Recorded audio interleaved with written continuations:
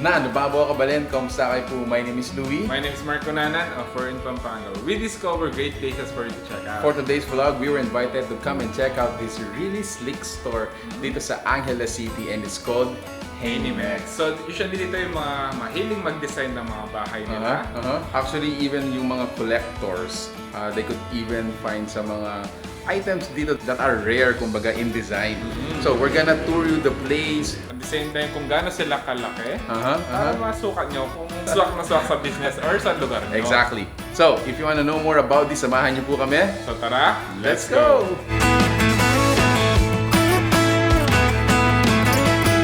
Pakita po namin sa inyo kung ano yung mga kita nyo dito. So, this is, like for example, this one, this huge Silverware. So they call it Sting Panda Jumbo. Actually, jumbo nga naman talaga siya. Since ganito siya kalaki, mostly makikita pa sa mga hotel, sa mga lounge. Entrance door, no? Yes, ito yung mga nakikita nila. Yep. Now they can also do some signage such as this. This is a telephone booth.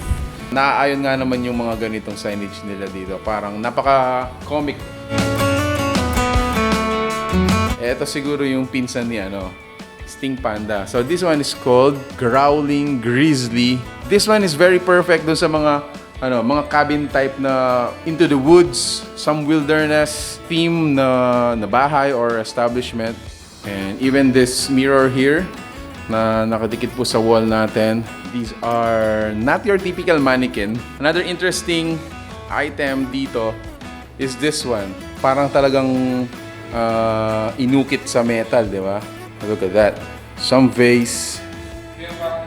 Lampshade, Look at that. It looks like, talagang metallic, di ba? Napaka-detailed and napaka-precise ng mga Exactly. mga details ng mga mismong figure. Yeah.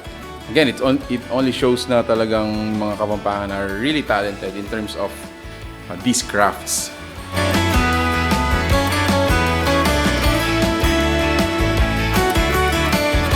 Kita natin yung mga iba pang design dito. This is also for sale. This one, this huge wall clock, and it looks like made out of stone or cement. And then meron siyang mga bakal dito. Ang galing. I can picture that in again in a hotel lobby. Ayan. So more of their items. So this one is talaga, marble. Ayan. So parang may transformation ni Mickey Mouse. And then more of the items here. Look at those fishes. So most probably you're gonna buy. This one's good for restaurants. Nga pala, so it's almost Christmas. So they do also have items for Christmas. Like for this one, the Nutcracker. If you're an establishment looking for these kinds of Christmas decors, diba? So they are also available. So again, more of Christmas decors.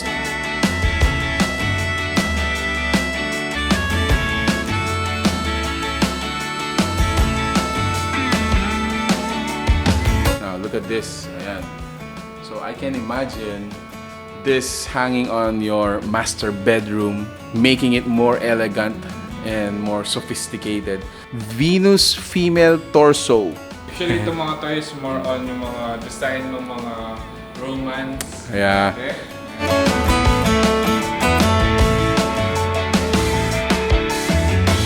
So this is the goblin. My precious na. Si Golem. Golem. Yan. So what is good thing here is yung materials niya. Is parang yung mga rubber type. So talagang napaka-precise ng design. At the same time, talagang makikita mo na napakatibay. Meron ka niyan sa bahay, parang lagi siyang napapansin. Pansinin. Pansinin. What is good thing here is yung syempre, ang alam naman natin yung mga gumagawa are proudly Kapampangan. Yes, of course.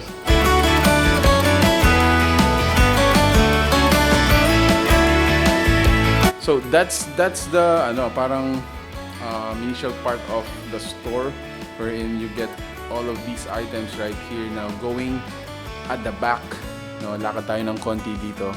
I think this is one of the most visited place dito. It's called Factory Overruns Discounted Items.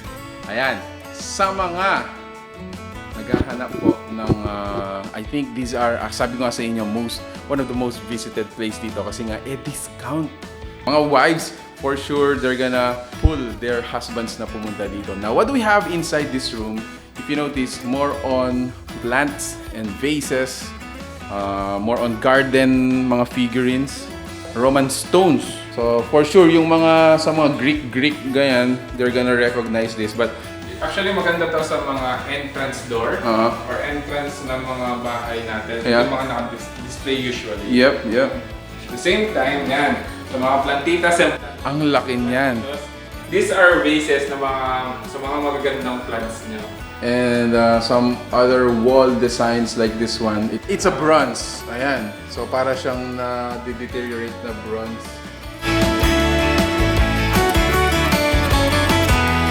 So, ito is one of the parang mga iconic din na symbol. So, para sa mga Versace style na symbol. Which is, ito naman mostly makikita sa mga pader natin. Actually, ito is reserved na. Sa mga mabenta nila, they only have few of those. And they're almost running out of stock. So, guys, yan. Kunin nyo na yung mga iba pa. Layang design. Mostly yung mga nandito is yung mga Roman-inspired design. And I think siguro tanungin natin si Ma'am Marie. Most of the time po ba nag-iiba-iba rin yung mga items natin dito? Yes sir, depende po sa pag nabili na yung iba dito. Tapos meron po mga container na umalis, hindi sila nag-fit doon, dinadala po usually.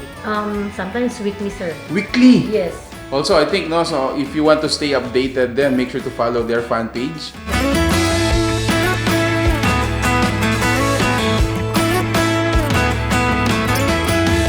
Haven for those who are craft collectors.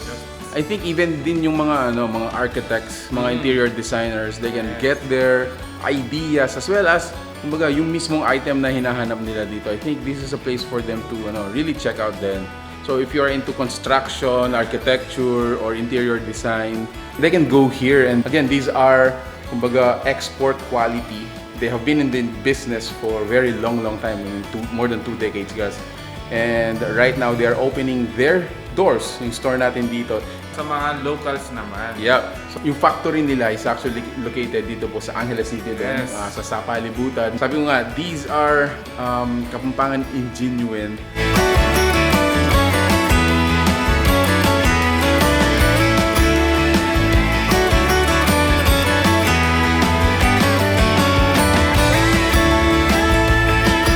There you go, guys. If this video got you interested in terms of collection designing, make sure to give this video a like. Share it to your friends na mahilig din sa mga ganitong figurines or ganitong mga design sa bahay or their businesses. Yeah.